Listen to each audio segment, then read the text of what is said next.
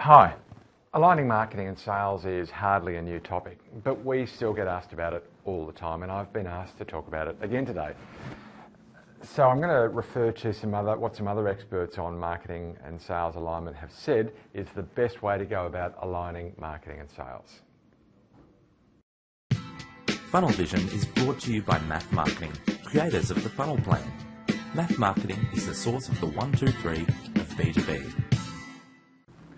Well, for starters, are we aligning marketing to sales or are we aligning sales to marketing? I'll answer that and lots of other questions in today's show. To do that, I'm going to refer to Dr. Google, find out what the top 4 sites on the topic of aligning marketing and sales suggest, but I'm also going to take a look today at the most shared article on the net on the same topic of aligning marketing and sales. Let's take a look now. Well, the first search came from Oracle Marketing Cloud. The article's not, we don't have a particular author, so it's from Oracle Marketing Cloud as a corporate thing, and it talks about the proven way to grow revenue, which is frankly, it's a quote drawn from Aberdeen. It talks about companies that are best in class at aligning marketing and sales experience an average of 20% growth in annual revenue as opposed to a 4% decline.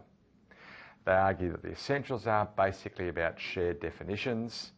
When they move in to talk about how technology makes the process easier, I guess as they being Oracle, we've moved past Aberdeen, the argument is measurement. Well, I'd agree with all of that. In 2014 study published in 2015, we found some far more compelling results, specifically a 67% higher probability that marketing generated leads will close, 108% better lead acceptance rate, and a 209% stronger contribution to revenue from marketing generated leads. So I certainly don't disagree with the Aberdeen conclusions. I'd amp them up a bit. Certainly we looked at 500 odd companies and I'm pretty confident in those conclusions. Our second site was Marketo, and they say the argument, the problem is that marketing's from Venus and sales is from Mars. I've used the same expression again previously, so I can't really argue with it, even though it's a bit naff. Even when I used it, it was naff. Different goals and misunderstood roles, and I think that's true. So I'd certainly agree with the goals and roles argument.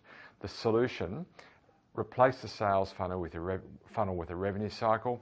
Now, what's that really mean in English? I think it's an end-to-end process rather than just have sales funnel and marketing process. And if that's their point, then I agree. Define the strategy together, wholly agree, and sales development representatives or inside sales. And again, although that's not a conclusion I've reached before, I agree with Marketo's conclusion. Move forward in unison. Great. Third site is on clickz.com. Matthew Sweezy, who's Head of Thought Leadership for B2B Marketing at Pardot. So you'd think he knows what he ought to be arguing. 5 simple keys: single customer view, common definitions, aligned goals, notifications, and by that he means who gets told what, and build support campaigns. Couldn't disagree with any of that. Finally, I'm going to disagree with somebody. Finally, here's the one I'm going to disagree with. It's published on B2B Marketing Insider from a gentleman by the name of Michael Brenner. I think I've read some of his stuff before. He's Head of Strategy at NewsCred. Now, he's actually summarising the views put by others, but I want to pick on, frankly, all 3 of them. So Karen Bannon argues, send your marketing folks out with your salespeople. No, that's not the conclusion. It's not about understanding each other. It's about having an end-to-end process, and I don't think that's the answer. Steve Martin, funny man, says focus on win-loss analysis. Yeah, maybe. There's better conclusions, I think. And Marketing Sherpa says sales is the target audience, and they go on. No, they're not. The customer's the audience. Marketing and sales don't align to each other. They align to the customer. So I frankly, again, I had to disagree with somebody. That's the one I disagree with, this B2B Marketing Insider article. In fairness, it was 6 years ago. The others that I've reviewed are a little newer, but frankly, it's not about getting to know each other, getting to love each other at all. It's about having an end-to-end process to earn business from the customer. It's the customer, not you. Now, the most shared article. I couldn't actually pull this one up myself. Fortunately, my researcher, Jason, thank you for your research, by the way, did pull it up, and he's concluded. This is a piece. Let me give you the background on this, actually. It was shared 875 times on Facebook, 438 times on LinkedIn, 55 times on Twitter. So you like it. Why wouldn't I? What are their conclusions? Well, who's the them? Firstly, it's Pardot, and there are 5 principles: the power of communication, the power of support, the power of trust, the power of transparency, and the power of shared success. I have to say their conclusions have to be more powerful than that, because those headlines don't tell me much at all. Let's try and synthesise that view. I reckon there's 4 conclusions that collectively those sites are reaching. It's about the alignment of goals of both teams, establish the strategies together, clear definition between the 2 teams, and move in unison and share success. Well, if that's the net view of those 5 sites, then I wholly agree. Now, whilst I disagreed with one of those sites, and I don't think any of them got it right on their own, I do agree with the aggregated view of the 5 sites. So let me share with you, though, the findings from our most recent alignment study, and in particular the 10 conclusions that we reached from studying over 500 businesses on the topic of aligning marketing and sales. Well, again, we studied over 500 businesses on the topic of aligning marketing and sales, and what we found, 10 things. Investing over the odds in training produces a positive lift in performance and alignment, but only if you view the system as a whole.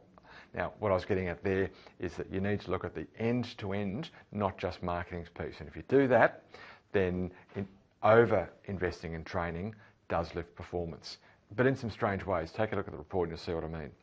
Secondly, the sales process, so this is now process, not training, does improve marketing outcomes, and marketing process does include sales outcomes. But oddly enough, sales process didn't do much for sales and marketing process didn't do much for marketing. But shared process lift both. That's not surprising. Planning jointly, quickly and often does lift performance of the aggregate engine. Automation doesn't deliver confidence, and this kind of surprised me. That is, people who used automation found out that they had more questions than answers, but it did deliver scale and affordability, and that's a good enough argument for me. Renaming the CRM stages, and I should say, and your marketing automation stages, to buyer language, not seller language, improves the quality of early stage leads. In other words, think about the buyer and you'll generate better leads. Kind of in itself unsurprising, but take a look at your own CRM. So many CRMs have seller stages, not buyer stages. Marketing needs to report to the CEO or to sales, but not to a divisional or shared boss. I hate that, but I believe it. Marketing needs to be held accountable. Holding their feet to the fire does actually work. Now, here's a surprising one. Demand is more important than brand. That's not the surprising bit, but only up to a point. If you overinvest in demand and underinvest in brand, your success actually starts to drop off. So there is an optimal amount. Find it in the report. Marketing tactics early in the journey have more effect on closure rates than do sales tactics. In other words, sweat your tactics, but probably more for marketing than for sales. And finally, marketing and sales alignment and effectiveness vary wildly between countries. Take a look at the full report if you haven't already. mathmarketing.com/alignment's got all the links, including to our earlier research. And you can download it from there, so I encourage you to do that. I hope you found that useful. Here's something you could do to help me to help you. If you haven't already, subscribe. Subscribe at mathmarketing.com/blog or at YouTube/mathmarketing. What that lets us do is to notify you as soon as we've got fresh new content, and you'll get it before anybody else. That's number one. Number two, share those links with your friends.